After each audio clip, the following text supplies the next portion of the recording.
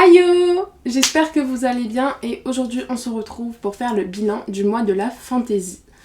Tout d'abord, si vous ne savez pas ce que c'est le mois de la fantaisie, je vous invite à aller voir la vidéo de Pikiti, la créatrice du mois de la fantaisie, et même d'aller voir ma palle si vous savez pas trop ce que j'avais prévu de lire, parce que je vous remontrerai pas tout ce que j'avais prévu de lire, je vous montrerai juste ce que j'ai lu.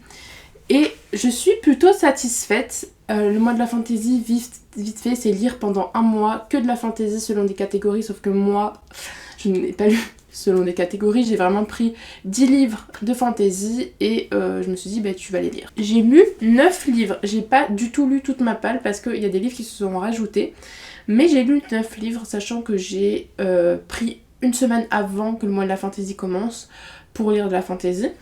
Et je viens de compter, j'ai lu 3117 pages, quelque chose comme ça, donc ça fait presque 100 pages par jour, je suis choquée.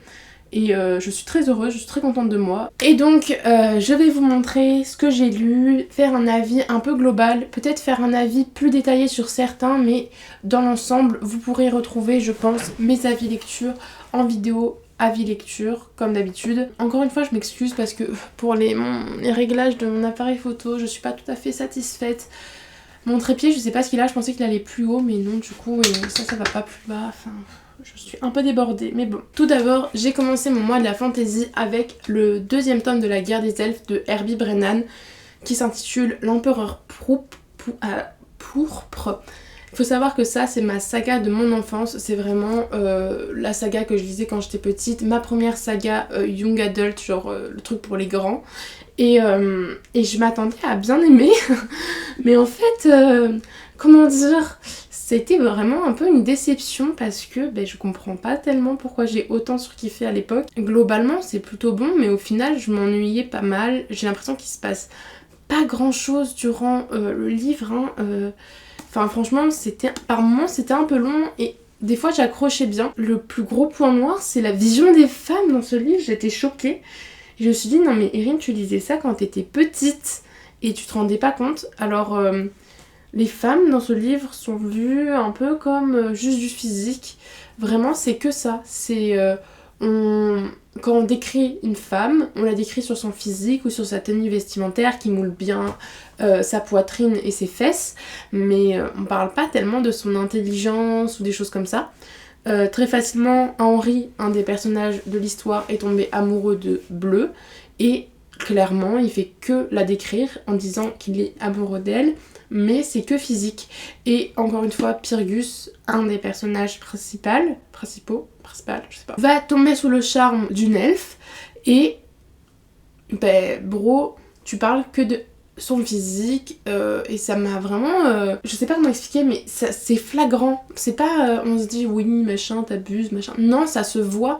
C'est pas j'ai pas du tout cherché la petite bête, c'est que vraiment ça se voit, ça se ressent quand on lit le livre et c'est vraiment dommage. D'ailleurs je suis un peu raccord avec le livre, je pense que je lirai la suite, mais j'ai pas envie de la revendre parce que c'est la saga de mon enfance et qu'en plus les livres sont défoncés, mais en soi c'était pas ouf non plus, vraiment je m'attendais à beaucoup mieux, il n'y a pas beaucoup d'action, c'est pas tellement recherché en soi, c'est un peu bateau et gnangnan par moments, enfin j'étais un peu dégoûtée. Ensuite il me semble que j'ai continué avec La carte des confins de Marie Repelin, publié chez PKJ encore une fois.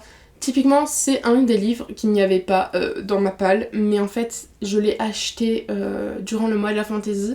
Et j'avais commencé Le Faiseur de rêves de Lenny Taylor. C'était une super bonne lecture, genre j'en étais à un quart du livre. Mais quand j'ai acheté La carte des confins, je me suis dit Erin, c'est le moment, il faut que tu le lises. J'étais dans ma période à fond pirate, j'étais pas non plus dans un mood hyper agréable, genre j'étais pas super bien.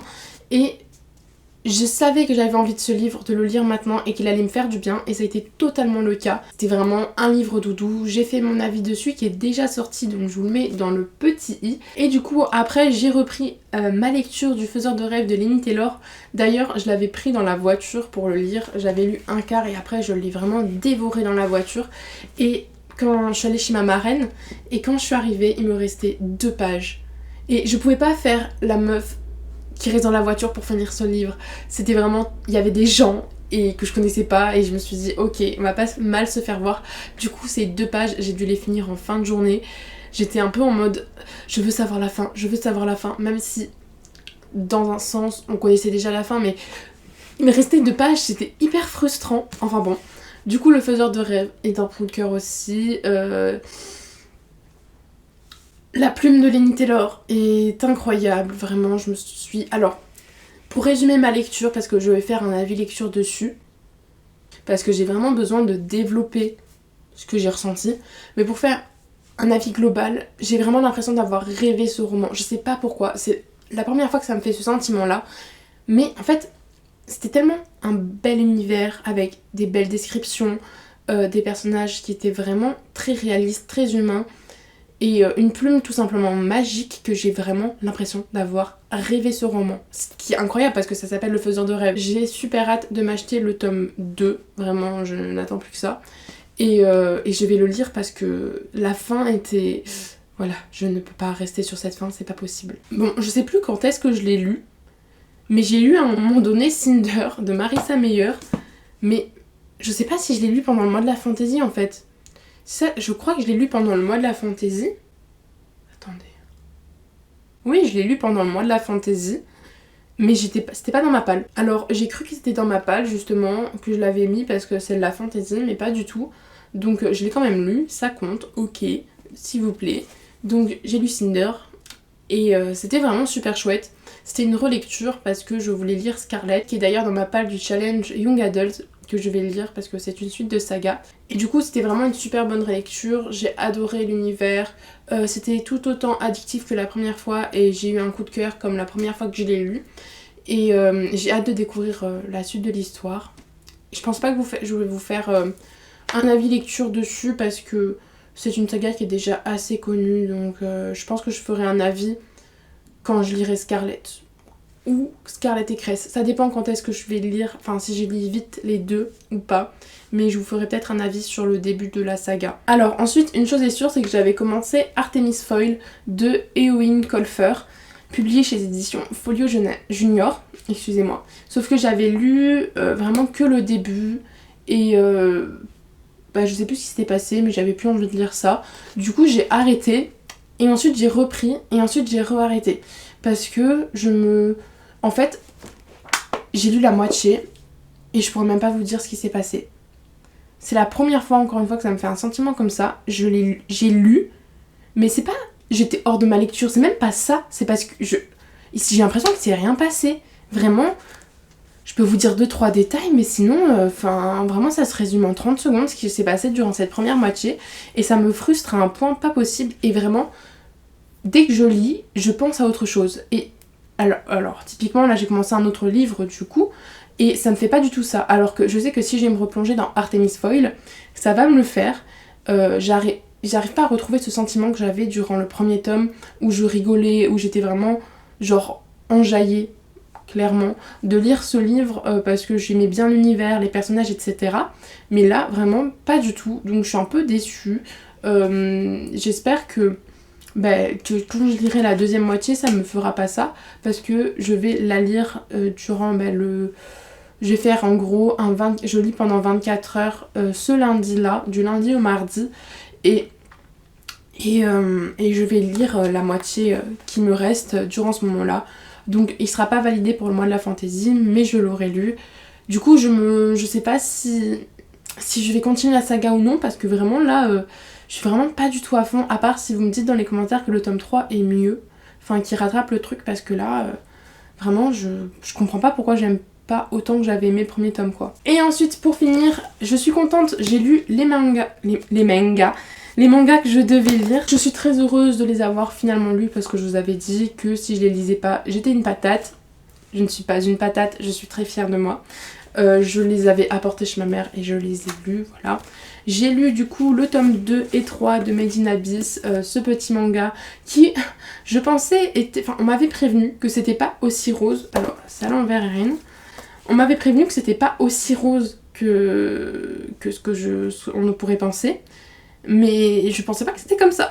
Alors, je vous dis, le premier tome, ça a l'air tout mignon. Enfin, ça va, les dessins sont beaux, puis blablabla. Mais pour public averti, hein, parce que le troisième tome, mais même le deuxième, non, juste le troisième, c'est trash. Ah ouais, c'est alors, je sais pas si vous spoiler, mais à un moment donné, on casse le bras de quelqu'un. Et on voit l'os qui sort, il me semble. Ensuite, on a des trucs un peu dégueulasses, comme la peau qui fond. C'est un peu dégueu. Et j'ai fait l'erreur de rabattre, d'enlever la jaquette. Ne faites pas cette erreur-là. Parce qu'il y a quelque chose qui se cache. Et je m'y attendais pas du tout. Ce sont des petites filles qui ont... Genre, elles doivent avoir 8-12 ans. On la voit torse nu. Plusieurs fois dans le manga. Donc, ok, je veux bien, mais... Ok, je m'attendais pas... j'ai rien contre, hein, mais je m'attendais pas à ça. Et surtout, sous la jaquette... Bon, voilà quoi.